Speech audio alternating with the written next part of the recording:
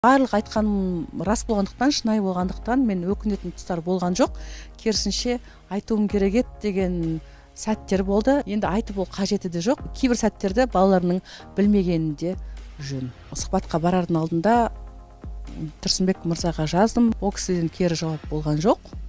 Алдынан өттім десем де болады. Мені талап жатыр да, талап мен ары қарай бұл құпияны сақтап тұру мүмкін болмай қалды. Бұл дүние менің ғана басымда болып жатқан жоқ. Ажыраспаймын дегеннің нағыз ұран ұстаған адам мен болармын. Бірақ басқа түскен тағдырға көнеді екенсің.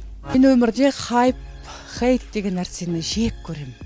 Мен ондай нәрседен тіпті шаршағанмын. Және де отбасылық дүниені хайп ретінде кассы жинасын немесе халықты бір дүрсіткіндірейік деген оймен жасау ол үлкен қателік. Білмеймін неге олай халық қабылдап жатқанын. Мен ешкіммен жарыспаймын.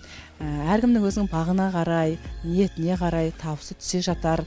Қандай касса түссе де мен ризамын. Осындай депрессия уақытында мені одан әрі өмір сүруге жетелеп кеткен жоба осы сәтке сәйкес болып қалды.